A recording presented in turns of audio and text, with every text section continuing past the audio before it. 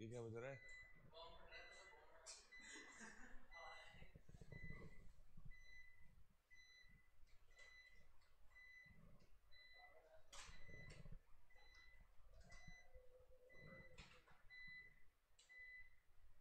कुछ ऑन तो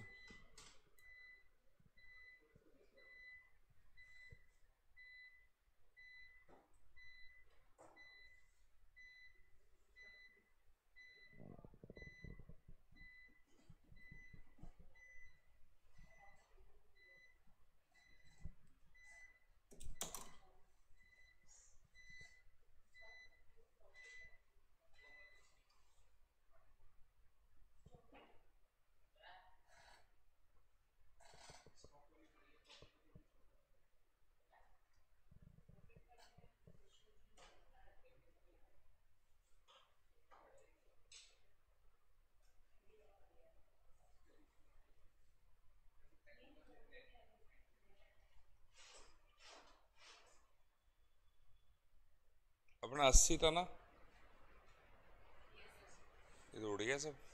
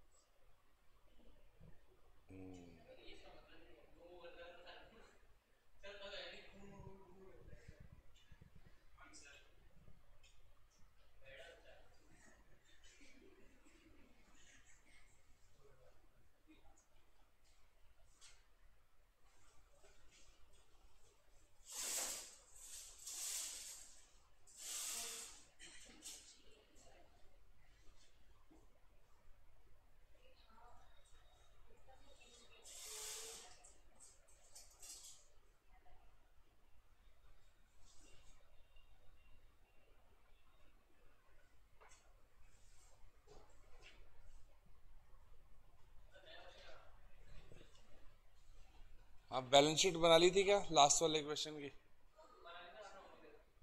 हो गई? नया क्वेश्चन कर लें।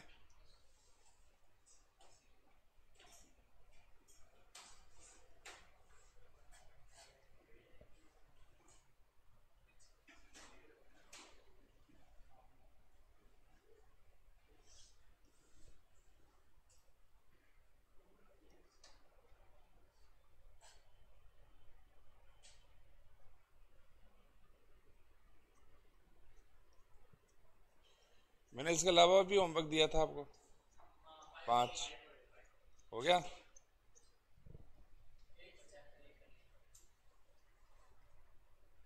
नाइन्थ कर लें।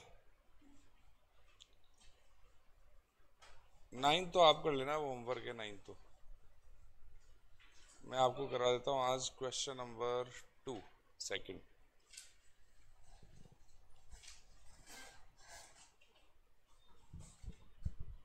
आपको 31 मार्च को एंड होने वाले मंथ के लिए 3 महीने का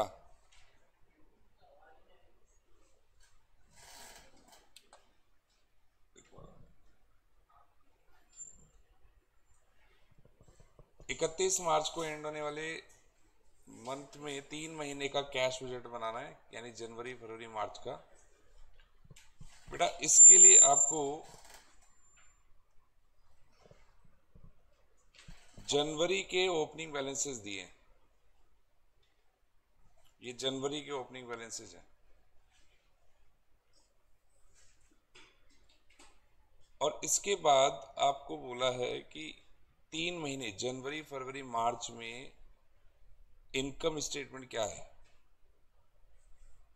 इनकम स्टेटमेंट में sale, cost of sales, GP यानी कॉस्ट ऑफ गुड्स सोल्ड है वो, जीपी दिया हुआ है, फिर एडमिन एक्सपेंसेस में नेट प्रॉफिट।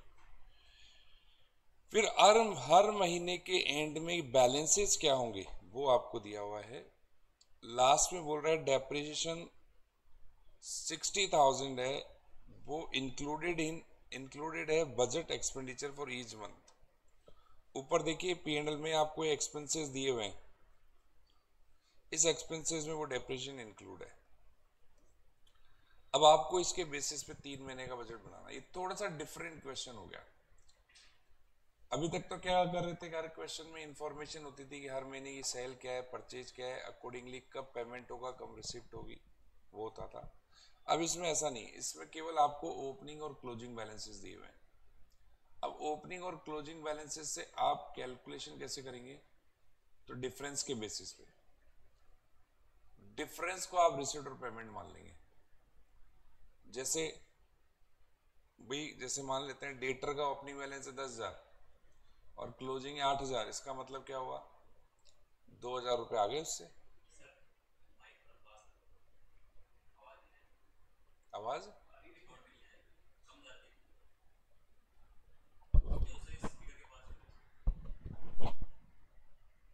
स्पीकर के पास रखो, ये भी ठीक है। देखा था क्या,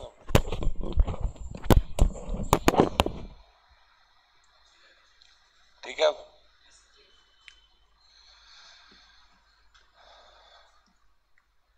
तो हाँ, ओपनिंग और क्लोजिंग बैलेंस के डिफरेंस को अपने को लेना है। चलिए बनाइए फिर 3 महीने का बजट।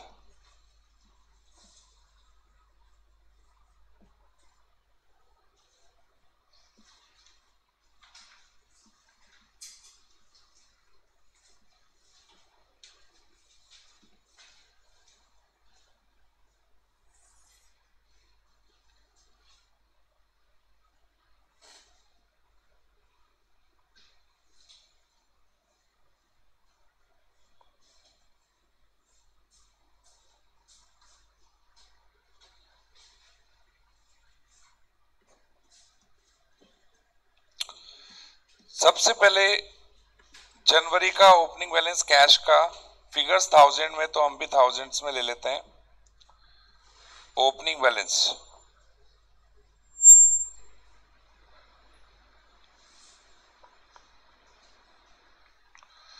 और देखिए ओपनिंग बैलेंसेस में जनवरी के ओपनिंग बैलेंसेस दिए हुए हैं 545 दिए हुए ना, तो वो लिख दो। फरवरी और मार्च का कहां से लाएं, क्लोजिंग बैलेंस हो जाएगा, ठीक है ना। ऐड करेंगे क्या, रिसिप्ट्स,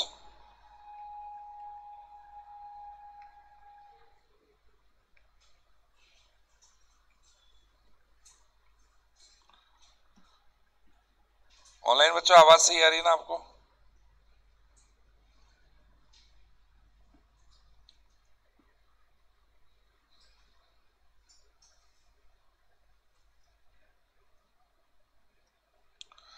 रिसिप्ट्स ऐड करेंगे, रिसिप्ट्स कहां से होगा, तो आपको सेल गिवन है, सेल से रिसिप्ट होगा। लेकिन एक प्रॉब्लम है, सेल गिवन तो है आपको हर महीने की, लेकिन ये ध्यान नहीं है कि ये पता नहीं कि क्रेडिट है कि कैश। तो हम नथिंग इज इंफॉर्मेशन, तो क्रेडिट सेल मानेंगे, क्योंकि आपको डेटर्स गिवन है क्वेश्चन में। डेटर्स, अगर डेटर्स नहीं होते तो कैश सेल्स मानते हैं। डेटर्स के ओपनिंग और क्लोजिंग बैलेंसेस दिए हुए हैं और वो भी डिफरेंट आ रहे हैं, इसका मतलब सेल्स को क्रेडिट सेल्स मानना पड़ेगा। अब क्रेडिट सेल्स मानते हैं तो हमें वर्किंग नोट बना के फिर पता करना पड़ेगा पैसा कितना आया, तो जगह छोड़ के वर्किंग नोट 1 बनाइए। Calculation of receipt from debtors, बड़ा सिंपल तरीका है कैलकुलेट करने का।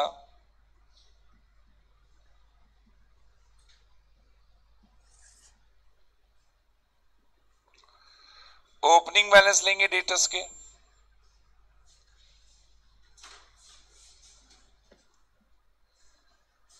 ऐड करेंगे क्रेडिट सेल्स,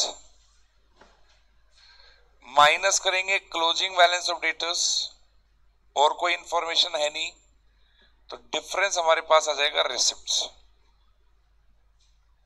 भी ध्यान दीजिए, ओपनिंग बैलेंस फिर हमने उन्हें कितना उधार माल बेचा, वो माइनस क्लोजिंग बैलेंस, तो डिफरेंस क्या हुआ, पैसा आ गया, डिफरेंस पैसा आ गया इसका मतलब। अब ओपनिंग बैलेंस क्या है डेटर्स का, देखिए 2570 2570।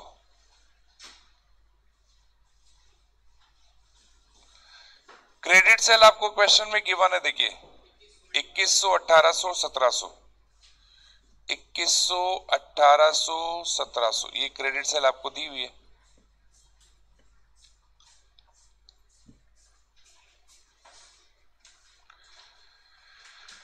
बेटा क्लोजिंग बैलेंस दिया हुआ है आपको डेटर्स का, देखिए हर महीने का क्लोजिंग बैलेंस डेटर्स का कितना कितना दिया हुआ है, 2600, 2500, 2350, 2600, 2500, 2350 क्लोजिंग बैलेंस दिया हुआ था आपको हर महीने का।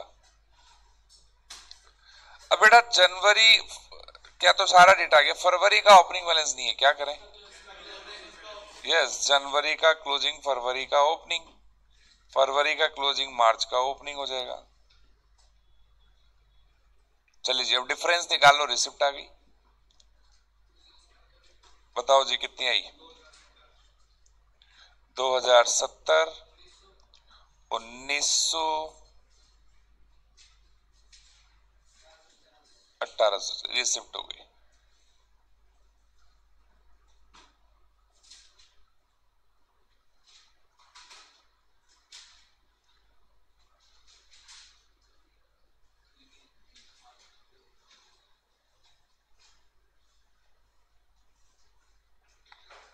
अरे टाइमिंग का ध्यान रखा करो भाई सब, 10 मिनट गए तो फर्क है, 10 मिनट जल्दी आना है, छोड़ के आ जाया करो, एक दिन छोड़ के आओगे अगले दिन होश आ जाएगा।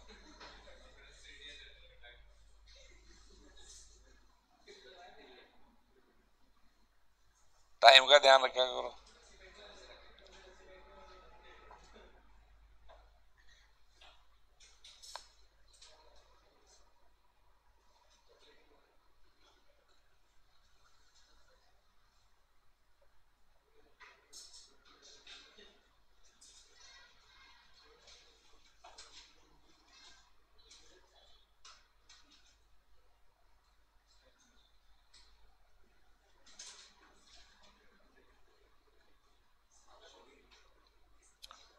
ये रिसिप्ट आ गई, डालो इसको रिसिप्ट को, रिसिप्ट फ्रॉम डेटर्स,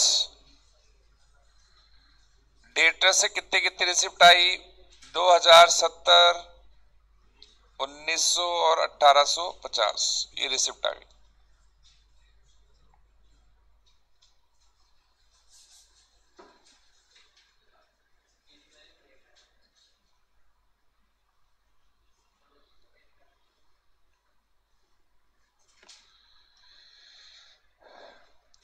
बेटा इसके अलावा और कोई रिसिप्ट है कि नहीं, ये हमें कैसे पता चलेगा और कोई रिसिप्ट या पेमेंट है कि नहीं, तो ये हमें ओपनिंग और क्लोजिंग बैलेंस को एनालिसिस करके पता चलेगा। तो अपन क्या करेंगे, ओपनिंग और क्लोजिंग बैलेंस को एनालिसिस करेंगे, या तो वो रिसिप्ट में आएगा या पेमेंट में। तो नीचे क्या करेंगे, पेमेंट का कॉलम भी बना दो, हाथों हाथ पेमेंट का भी बना दो, तो जैसा भी इसमें आएगा वो अपन लिखते रहेंगे। अब देखिए हमें ओपनिंग और क्लोजिंग बैलेंस को एनालिसिस करना है। कैश हो चुका है, शॉर्ट टर्म इन्वेस्टमेंट, देखो शॉर्ट टर्म इन्वेस्टमेंट, इसको एनालिसिस करते हैं। शॉर्ट टर्म इन्वेस्टमेंट का ओपनिंग बैलेंस कितना दिया हुआ है, 300। जनवरी के ओपनिंग में 300 था ही। अब जनवरी के ओपनिंग में 300 था, तो जनवरी के क्लोजिंग में कितना होना चाहिए, लेकिन ये तो 700 हो गया, इसका मतलब 400 का इन्वेस्टमेंट और लिया है। और इन्वेस्टमेंट खरीदने से पैसा आता है कि जाता है, तो पेमेंट में।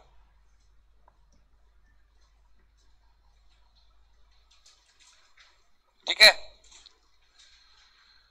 अब जनवरी में 700 का था एंड में, फरवरी में 0 हो गया,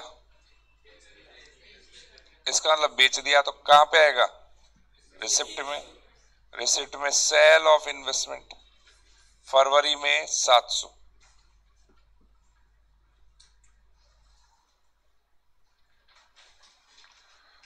अब मार्च में देखो ये 200 हो गया, परचेज कर लिया, तो पेमेंट में 200।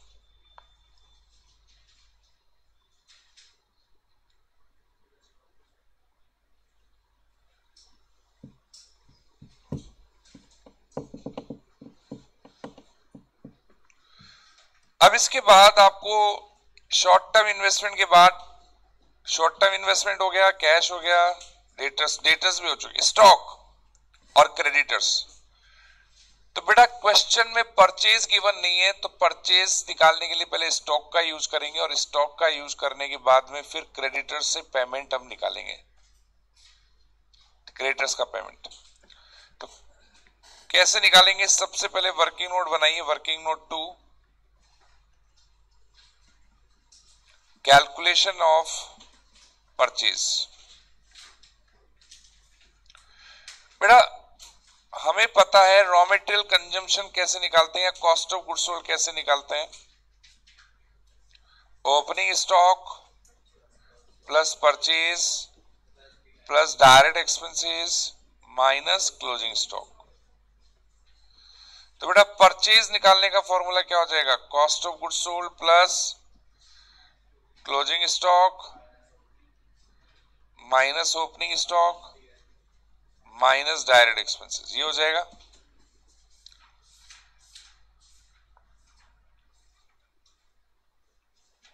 अब बेटा क्वेश्चन में डायरेक्ट एक्सपेंसेस की इंफॉर्मेशन नहीं है, तो उसको तो छोड़ दो, इंफॉर्मेशन ही नहीं है। तो अपन ये 3 आइटम से परचेज निकाल लेंगे, जनवरी फरवरी मार्च की।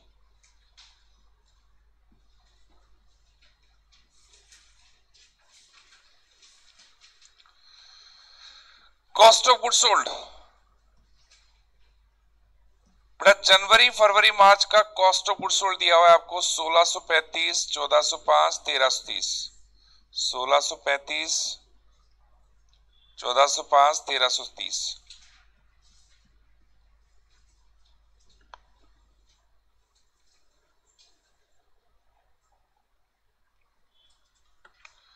ऐड कर दो क्या? Closing stock. अब आपको देखो जनवरी फरवरी मार्च का क्लोजिंग स्टॉक दिया हुआ है, नीचे दिया हुआ है ना, 1200, 1100 और 1000। ये एंड का स्टॉक है, तो मतलब क्लोजिंग स्टॉक 1200, 1100 और 1000, ये दिया हुआ है। जनवरी का ओपनिंग स्टॉक भी है, 1 जनवरी का देखो ओपनिंग स्टॉक भी दिया हुआ है, कितना है? 1300। ओपनिंग स्टॉक दिया हुआ है 1300। लेकिन प्रॉब्लम है कि फरवरी और मार्च का नहीं है।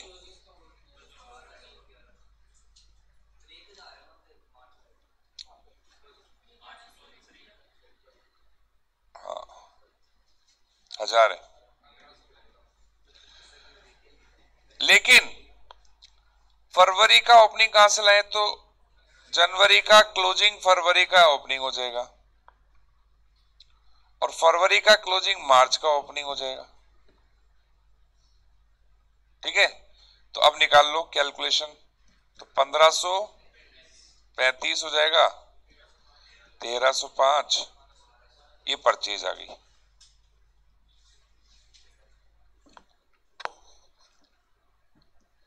इस परचेज से हम कैलकुलेशन निकालेंगे, calculation of payment to creditors, creditors का पेमेंट निकाल लेंगे।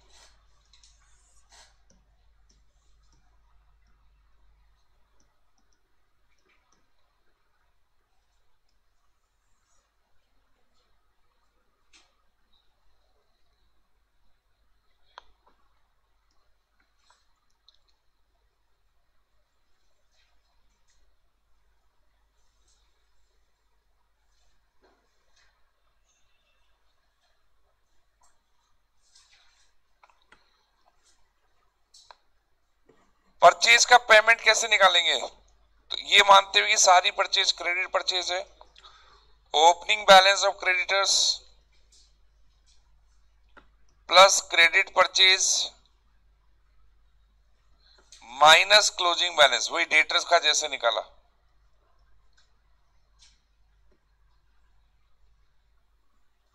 तो डिफरेंस आ जाएगा हमारे पास पेमेंट।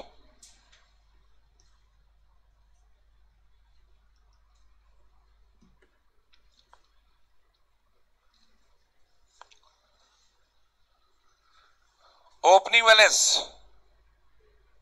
जनवरी फरवरी मार्च का ओपनिंग बैलेंस वो नहीं है हमारे पास। जनवरी का तो दिया हुआ है ओपनिंग क्रेडिटर्स का 2110 ट्रेड क्रेडिटर्स। परचेज हमने निकाल ली 1535, 1305 और 1200, और क्लोजिंग दिए हुए हमारे को 2000, 1950, 1900, 2000, 1950। फरवरी का ओपनिंग, जनवरी का क्लोजिंग, मार्च का ओपनिंग, फरवरी का क्लोजिंग। इसको सॉल्व कर लो।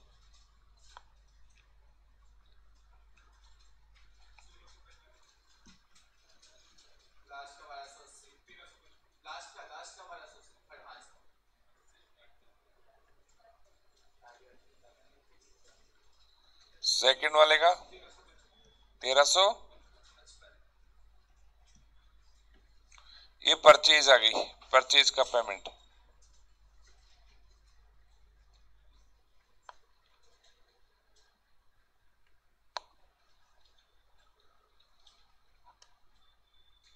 तो ऊपर इसको लिख दो, पेमेंट में पेमेंट टू क्रेडिटर्स कितना कितना आया, 1645, 1355, 1280।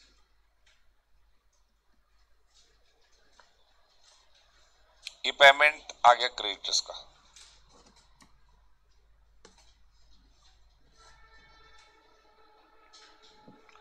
सेम इसी तरह से बाकी चीजों को देखो, एनालिसिस करो। अब हमने क्या क्या चीजें एनालिसिस कर ली, cash, short term investment, debtor, stock, creditors, trade creditors. अब अदर क्रेडिटर बचा, इसको देखो।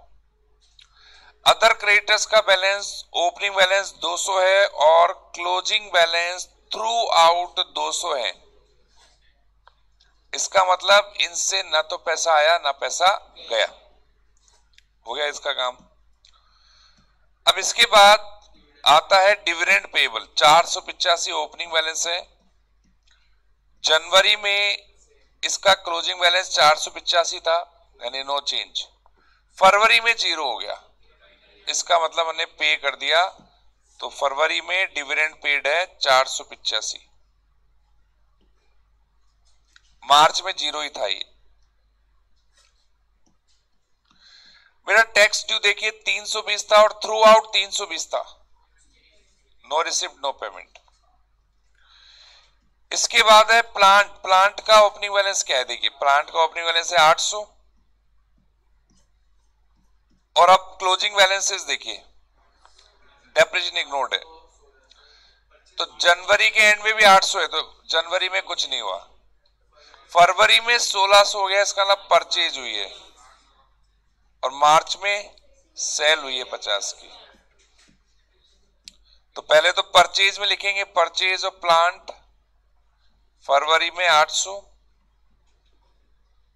और मार्च में सेल हुई है, तो सेल में आ जाएगा सेल ऑफ प्लांट 50 मार्च में। सारे आइटम हो गए, एक आइटम और बचा है। आप देखिए P&L में एक्सपेंसेस दिए हुए, इनका क्या करना है, इनका भी तो पेमेंट, अगर आउटस्टैंडिंग होते तो क्लोजिंग बैलेंस में आ जाता, लेकिन आउटस्टैंडिंग नहीं है, इसका इनका पेमेंट हुआ है। लेकिन इसमें क्या इंक्लूड है, डेप्रिसिएशन, 60,000 डेप्रिसिएशन इंक्लूड है इसमें हर महीने का, तो वो लेस कर दो, डेप्रिसिएशन का पेमेंट होता नहीं है, तो इंक्लूड है इसमें। देखो लास्ट में बोल रहा है ना लाइन, तो लेस कर देना है। तो पेमेंट ऑफ एक्सपेंसेस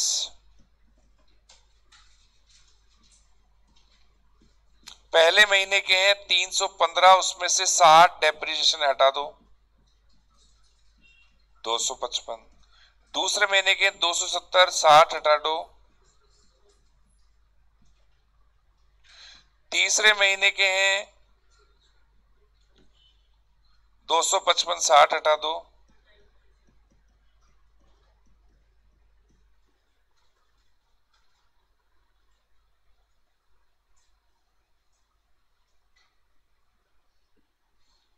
और कोई आइटम नहीं है ना, रिसिप्ट और पेमेंट का टोटल करो।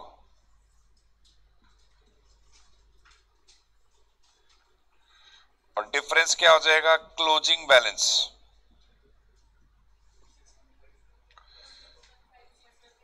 टू सिक्स क्लोजिंग बैलेंस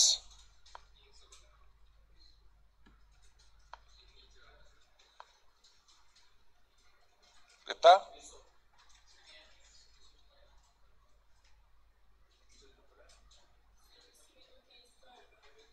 2300, 315 आ जाएगा, जो कि अगले महीने का ओपनिंग बैलेंस हो जाएगा।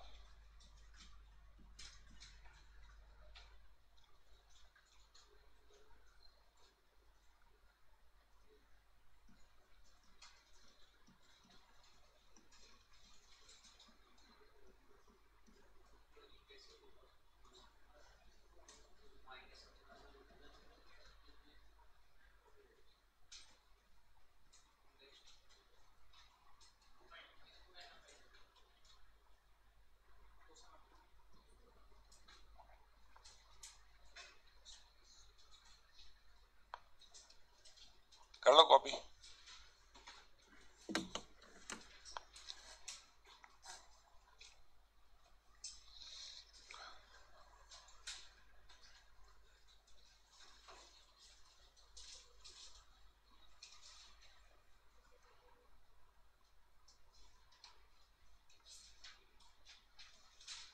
नींद नहीं खुलती है?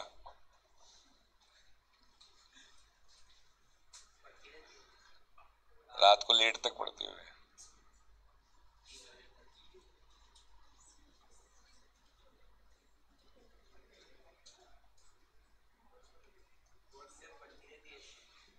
क्या? अच्छा। ऑनलाइन रहती है मतलब एनी टाइम?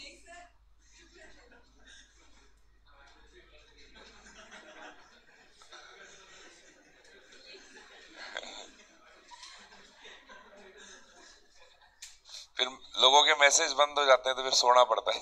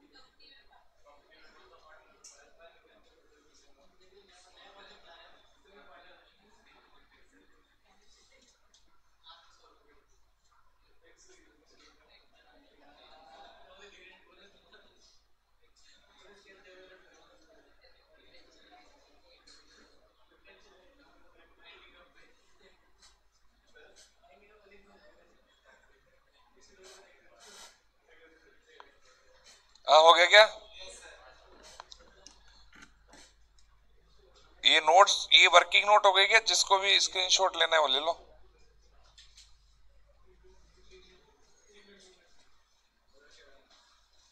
फोटो लेनी है ले लो फटाफट।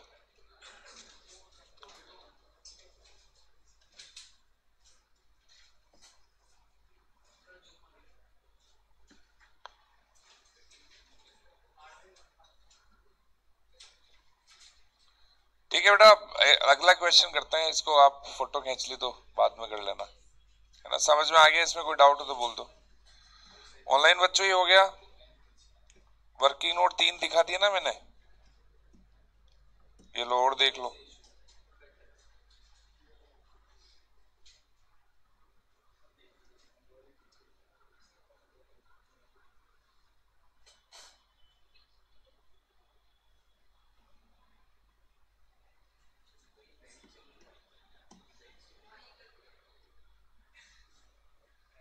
सबका हो गया? चलिए अगला क्वेश्चन करते हैं।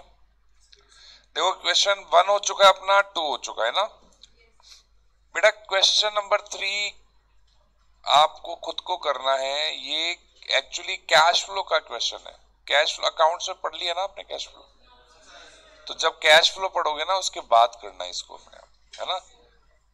ये मतलब कैश फ्लो का ऐसे दे दिया, लेकिन आप वो अकाउंट से पढ़ लोगे तो बहुत इजी क्वेश्चन है। फिर फोर्थ बेटा एक टॉपिक है, वो बताने के बाद फिर ये क्वेश्चन करूंगा। थोड़ा सा बड़ा क्वेश्चन है, इसमें कैश बजट में क्या क्वेश्चन बड़े होते हैं, तो ये मैं बाद में कराऊंगा।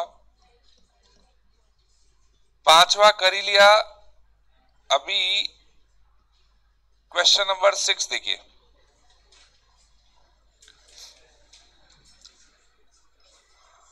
क्वेश्चन नंबर 6 बेटा, आपको मैंने वर्किंग कैपिटल मैनेजमेंट में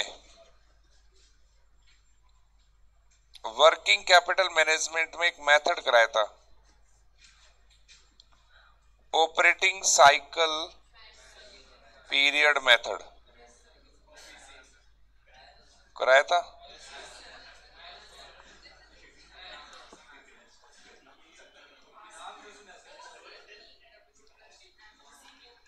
पहला मेथड, पहला स्टेप क्या था ओसीपी निकालने का? एम प्लस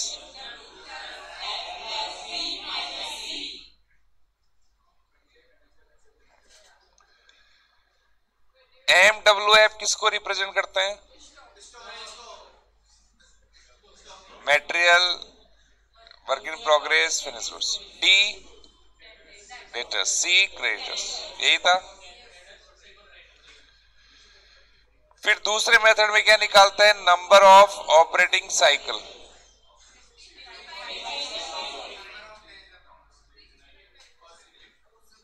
या 12 डेज लेने या मंथ लेने, जो भी है, अपॉन ये करते थे। नंबर ऑफ ऑपरेटिंग साइकिल को टर्नओवर भी बोलते हैं, कितनी बार रोटेट होगा। फिर अपन क्या निकालते थे? Working capital required, total cost of sales upon number of operating cycle, है ना? ये मेथड था। Same method can be used to determine cash requirement। ये जो सेम मेथड है इसको हम यूज कर सकते हैं कैश रिक्वायरमेंट को पता करने में। Same method, same process.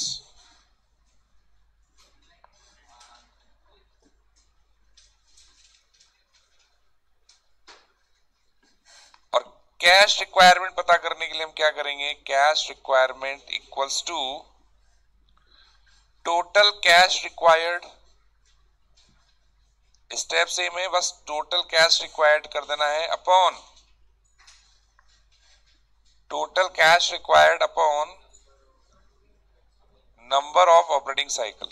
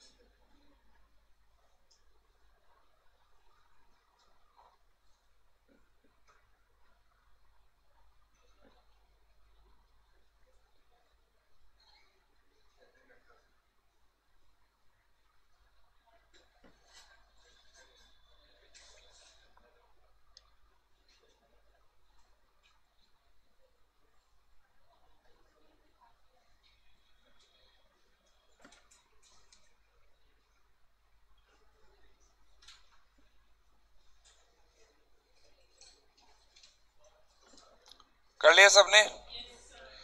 अब क्वेश्चन में देखिए, इंफॉर्मेशन है कि ऑन एन एवरेज हमारे पास डेटर्स कितने दिन के होते हैं,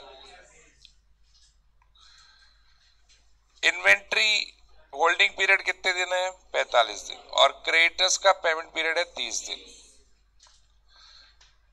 पूरे साल में हमें कितने रुपए चाहिए होते हैं खर्च करने के लिए, 120 लाख चाहिए होता है।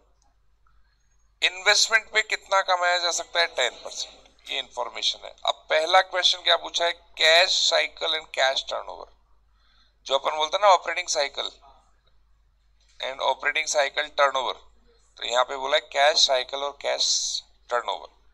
निकालते हैं।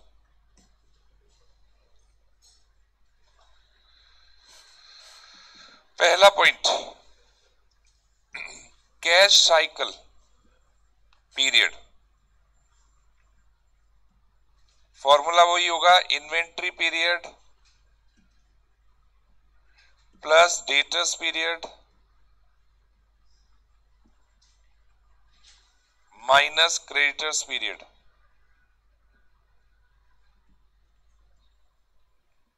इन्वेंट्री पीरियड है 75 दिन, डेटर्स पीरियड है 45 दिन, और क्रेडिटर्स पीरियड है 30 दिन, तो 90 दिन आ गया। और इसको हम क्या बोल सकते हैं, 3 मंथ्स, राउंड फिगर में। तो कैश टर्नओवर यानी number of cash cycles, cash turnover, तो number of months divide by cash cycle period, number of months 12 divide by 3, 4 times, ये हमारा कैश टर्नओवर आ गया।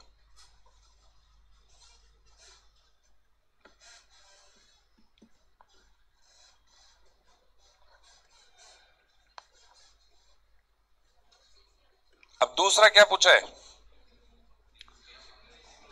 कितना कैश हमें मेंटेन करना है, यानी कैश रिक्वायरमेंट। तो क्या फॉर्मूला है, total cash required divide by number cash turnover या नंबर ऑफ ऑपरेटिंग साइकिल। तो total cash required 120 lakh, 4 time से डिवाइड कर दो,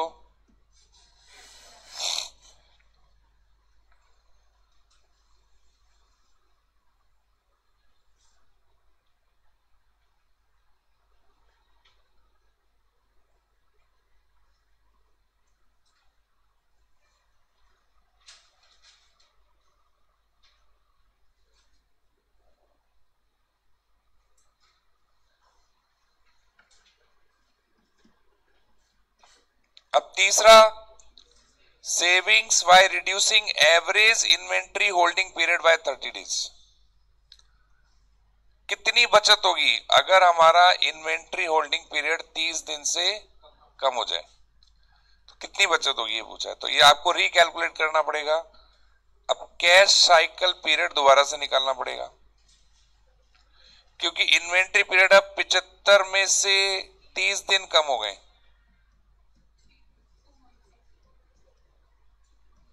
तो आ जाएगा 60 डेज यानी 2 मंथ्स। अच्छा, ये रिड्यूस हो गया तो कैश टर्नओवर में बदलाव आएगा, कैश टर्नओवर बढ़ जाएगा 12 डिवाइड बाई 2, और कैश टर्नओवर बढ़ गया तो आपकी कैश रिक्वायरमेंट कम हो जाएगी, 120 लाख डिवाइड बाई 6 टाइम्स यानी 20 लाख रुपए। तो आपको इंटरेस्ट की बचत होगी। अब भैया आपको 10 लाख रुपए कम चाहिए, पहले आपको 30 लाख चाहिए थे, अब कितने चाहिए, 20 लाख चाहिए, 10 लाख कम चाहिए। अगर उधार का पैसा है तो इंटरेस्ट बचेगा, खुद का पैसा है तो अपॉर्चुनिटी लॉस बचेगी। रेट क्या है, तो 1 लाख रुपए की बचत आपको होगी।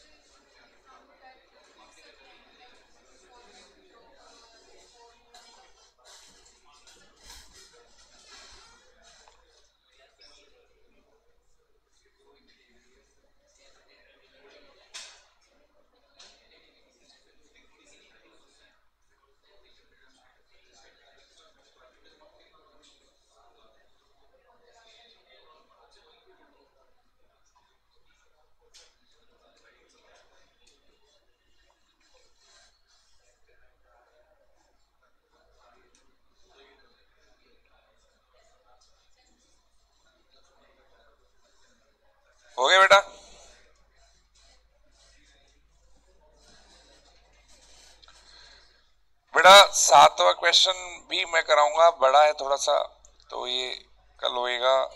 8वां आपने कर ही लिया, 9वां होमवर्क है ही, 10वां अपन ने कर लिया,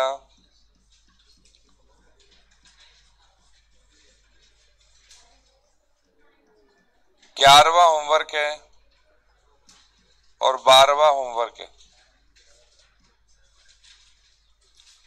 13वां भी होमवर्क है।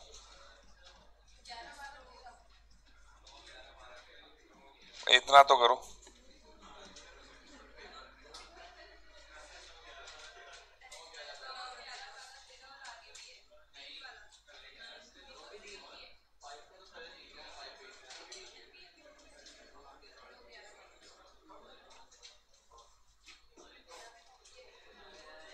हाँ जी, इधर देखो एक छोटा सा topic,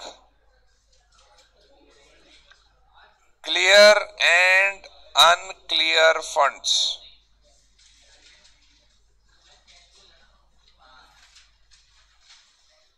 clear and unclear funds.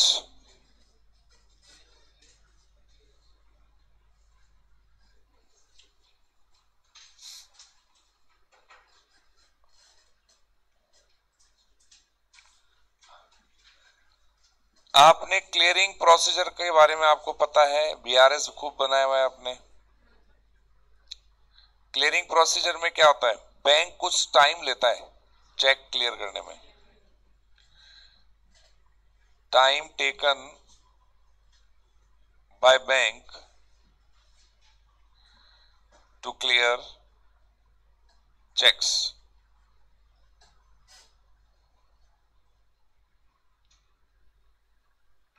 Example,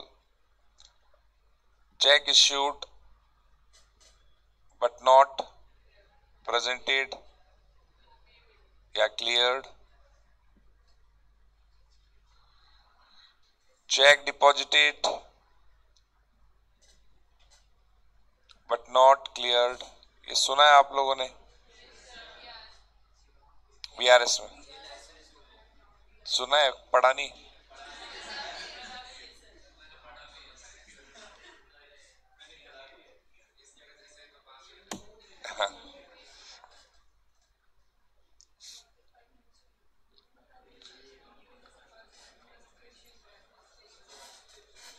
तो टाइम जो लगता है चेक क्लियर करने में, जो बैंक टाइम लेता है उसको क्लियरिंग प्रोसीजर बोलते हैं। और इसके कारण क्या होता है, डिफरेंस आ जाता है। इसके कारण डिफरेंस आ जाता है। Due to this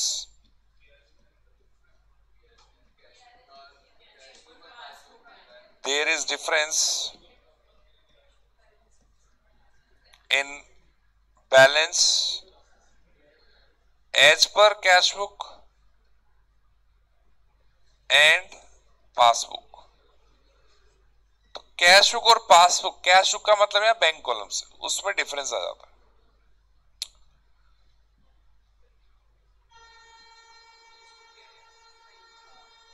cash book bank column वाली कॉलम, तो उसमें डिफरेंस आ जाता है। तो कैश बुक आपको बताता है अनक्लियर फंड के बारे में और पासबुक बताता है क्लियर फंड के बारे में।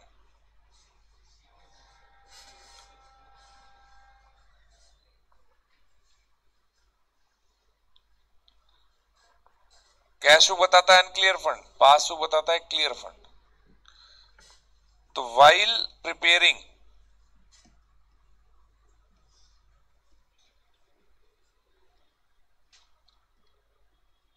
while preparing cash budget, it shall be considered। और कैश बजट बनाते समय हमें इसको ध्यान रखना चाहिए, ठीक है। हमारे कैश बुक में, कैश बुक और पासबुक का बैलेंस था 2 लाख,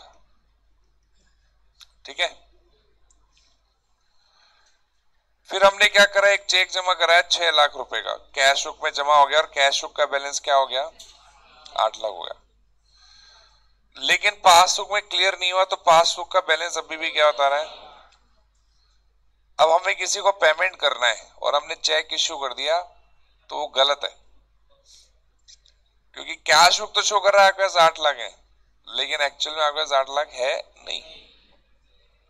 तो उससे क्या होता है, रिसिप्ट और पेमेंट का सिस्टम थोड़ा सा गड़बड़ हो जाता है। तो आपको कैश बजट बनाते समय ये भी ध्यान रखना है कि पैसा किस दिन बैंक में आ रहा है और किस दिन बैंक से जा रहा है, ये भी आपको ध्यान रखना होगा। तो जो क्वेश्चन नंबर 4 है वो इसी से रिलेटेड है, उसमें हम क्लियर और अनक्लियर फंड को सेपरेट करते हुए फिर कैश बजट बनाएंगे, ठीक है ना। वो क्वेश्चन अपन नेक्स्ट टाइम करेंगे। आज के लिए इतना ही।